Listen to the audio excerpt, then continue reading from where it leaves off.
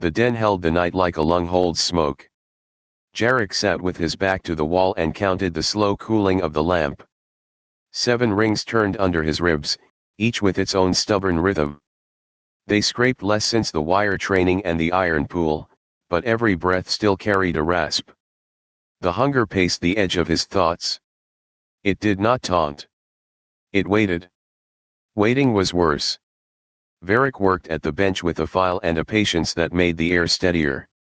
Shavings curled from a strip of scavenged steel and fell like gray petals. His crimson eye clicked with each long draw of the file. When the lamp guttered, he relit it without ceremony. "They will come again," he said, as if finishing a conversation that had started in a different room. "Guild to measure. Cult to crown. Rats to sell. The square is a mouth now. It has tasted your name." Jarek answered with a slow breath. "Then we move." "Not while your chest sounds like 3 bad songs competing," Varric said. He set the strip aside, turned the knife in his palm, and studied Jarek with the eye that did not blink. "Stillness is temper. Temper is control. Control is the difference between a ring and a noose. Stillness has not asked to visit me lately." "It will not," Varric said. "You will wrestle it down and make it sit." A knock came that was not a knock. 3 touches to stone, a pause, a scrape. Varric did not look pleased. He stood anyway and moved through shadow to the broken arch of the doorway. Captain Voss stepped in with 2 enforcers who preferred to be thought of as walls. Her visor was up. The lines around her mouth had not slept. "Not here for a cage," she said at once, catching the way Jarek set his weight. "I have a problem I cannot right away. You can help me fix it, or we can all drown later." Varric's knife tilted just so. "What is the price of speaking in our door in the middle of night when men like you prefer the middle of day?" "Honesty," Voss said. She did not look at the knife. She looked at the lamp, at the marks on the walls, at Jarek's hands. "And discretion after." Jarek did not rise. He did not offer welcome. "Say it." "Pump hall at East Run," she said. "Old mains. We detected heat where there is no heat to detect. Pressure in the duct makes a pattern I have learned to hate. The door has not opened yet. If it opens in the hall, everything downriver drinks ash."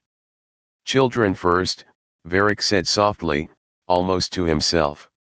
"The little one's guts go quick." Voss nodded once. "Yes. You have wedges," Varric said. "Blue nets. Slates. Why not write a better shape and leave us out of it?" "Because the white paper draws straight lines," Voss said, and for the first time there was a tired brightness under her words, an engineer forced to speak to stone. "Water does not. Doors do not. And your anomaly," here her eyes flicked to Jarek, "has stood in front of one and made it listen." Jarek let the silence lengthen. "You want me to close it?" "I want the hall not to poison the city," Voss said. "How that happens is the part where I am willing to pretend I saw less than I did." Varric watched her as a man watches a hinge that has never failed and one day must. "Price." Voss did not feign confusion. "A corridor to work in without being shot from both ends." "I can give that. For payment I ask 3 things. 1. You do not turn the hall into a sermon. 2. You leave the apprentices alone when they run. They are trainees, not soldiers yet. 3. If you can, you do not add to your count. Her gaze went to Jarek's chest, then away. "Carry less. Live longer. It is a selfish request. It will also keep my ledger smaller." Jarek felt the rings answer the mention of number with a scrape. "What do we get?" Voss lifted a slate and tapped a corner with her thumb. A diagram rose, not of the hall but of the streets near it. Paths traced themselves and then faded as if embarrassed to be seen. "Lanes my patrols will ignore for an hour," she said. And a note in the morning that says East Run was cleared by a scheduled flush and the guild owes 3 stalls for splash damage. Her mouth moved as if between smile and grimace. I will write that last part loudly. Fair, Varric said, before Jarek could choose to be stubborn. He turned to Jarek. You said you wanted stillness. This is a different kind. The kind where you make it in a place that refuses. Jarek stood. The hunger leaned into the promise of a door like a dog into a palm. He did not push it away. He did not pet it either. Show us the lines, he said. They moved through the sleeping market under a low ceiling of pipe. Voss walked with them because she did not ask others to step into rooms she would not bear herself. Her wedge shadowed the corners. He heard the scrape of armor, the small clack of a shield lock settling, the quick inhalations people make when they have learned to breathe where air thins. The pump hall was a long rib of stone set into living rock. Old wheels turned slow on axles that had been replaced too often with worse parts. Water roared in a trough. Every sound had been counted once by a man who loved such counting, then counted again by clerks who loved neatness, then left alone by others who found comfort in steady noise. Tonight the noise carried another sound inside it, a hum like a bad promise. Voss's enforcers stopped at the threshold. She did not. She walked the length of the hall until she reached the far vent and held her hand above the grate. Heat breathed through the metal. Door is not here yet, she said. When it comes, it will choose the place the water names as weakest. It will not choose a corner where I ask it to. It will choose center. How long? Varric asked. Voss raised 2 fingers and then bent one. Soon. Jarek stepped to the edge of the trough and set his palms on stone. Stillness did not arrive. He invited it the way one invites a stray cat, by not reaching. He breathed to 7. He let the iron scent fill his mouth. He thought of chalk circles and the wire that had learned to float. He thought of the little girl who listened harder when told to thicken the line. He thought of the word no in a crowded square and how it felt to hand a crown back. The forge answered with heat down his arms. The rings aligned for 3 heartbeats and then slipped. The hunger pressed close. Take it when it comes, it said. Take it all. End the work. Sleep in fire. Not tonight, Jarek said under his breath. Tonight we cool. The water in the trough heaved, a slow lift like something breathing under a blanket. Black light filmed the surface. Steam rose without heat for one impossible moment, then came heat with it, the kind that turns lungs to cloth. The seam opened in the middle of the trough as if the river had split itself along a thought. What came through had no clean animal shape. It was a knot of ribs and fins and eyes, as if something had learned the idea of water badly and then decided to punish the world for its mistake. Voss swore a word in a language she had not been paid to know. Her wedge brought shields up. Blue grids tried to settle across the surface. The grids warped where the dark touched them. Apprentices at the far wall flinched. One dropped a wrench. The sound was too small and too human in that heat. Jarek stepped onto the lip and his chains went out like lines from a fisherman. Gold met black. The gold hissed. He sent one coil around a rib, one around an eye that blinked too many times, one through a gap where water wanted to be a throat. The thing writhed. Water went everywhere. The hall became a room of rain that burned. Voss's shields boiled where drops struck.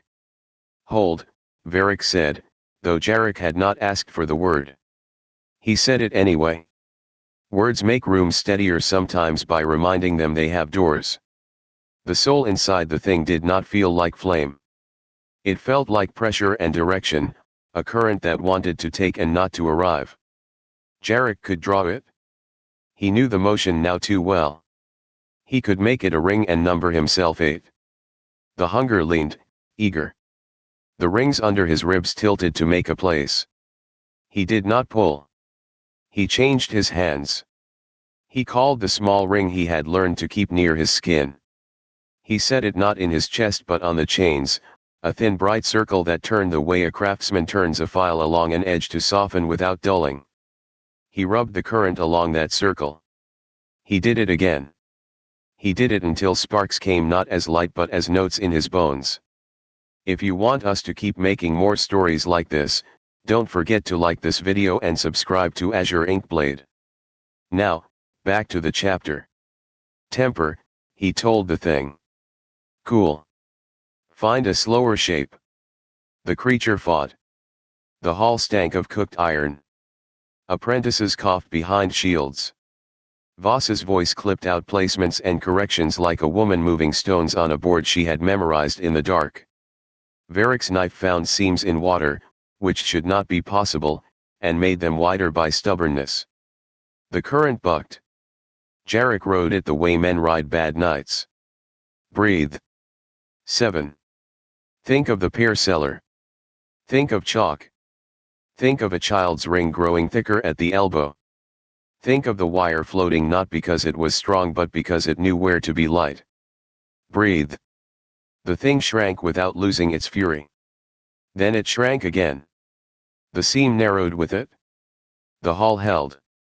Water fell into the trough and stayed water. The black film thinned like the last layer of oil in a lamp. Now, Varric said, and did not mean kill. He meant finish. Jarek drew the last of the current through his chains and let it touch the thin ring and then the next and then the next, all of them set above the skin so they could carry weight without living inside him. He did not add a number to himself. He pressed the river's bad memory into a band that would sit on his wrist and remind his hand how to lift when water pushes down. The seam closed. The heat stepped back. The hall steamed like a bathhouse. Every surface shone. No one spoke for 3 breaths. Then the apprentices began to cough for real and laugh like people who have not yet decided whether to cry. Voss lowered her visor. She looked at Jarek as if filing an entry she would not let anyone else edit. You did not get bigger, she said. It was not a question. No, Jarek said. His voice was smoke. I learned a trick. Good trick, Varric said. He put a hand on Jarek's shoulder and left it there until the shake in Jarek's arms turned to ordinary fatigue. The thin ring on Jarek's wrist clicked once, quiet as a coin settling. The wedge held position while water found its old speed. Voss sent 2 by 2 to check valves, to touch gauges with steady fingers. She did not dismiss the room with a speech. She dismissed it by letting herself breathe and everyone else allowing that as permission. A runner slid in from the door and stopped without crossing into the wet. Captain, he said. Noise at Westmouth. Not guild noise. Chanting. Voss's jaw set. She did not swear this time. She looked at Jarek. I keep my promise, she said. The lanes stay quiet an hour. After that I am deaf again. If you are caught after, I heard you started a fight and tried to drown us. Fair, Varric said. On our side, too. Voss tilted her head as if he had said something funny. Get out of my hall, she said, and turned away to write the kind of report that tells the truth under different names. They left by a staircase that had not been on the slate. The night in the passage felt cool as cloth taken from water. Jarek rolled his wrist and felt the new band turn. It did not ask to be a ring under his ribs. It asked to be used. He liked it for that. The chanting at Westmouth had a rhythm the Undercity knew now. It was the kind that drags feet, then knees, then the rest. The cult had set a brazier on a broken cart and fed it with old paper. Flames in it burned black at the tips and red at the throat. Sister Male stood beside the fire with hair half ash and eyes that glowed in a way that meant she used herself hard and called it faith. Refusal, she cried when she saw Jarek. Refusal, that means yes. Crownless, that means king. We welcome you to your place.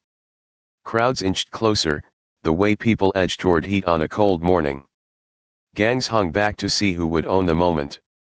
A couple of guild scribes tried to look like passers-by and failed. Someone passed cups. Someone else passed knives. Jarek did not stop short of the cart.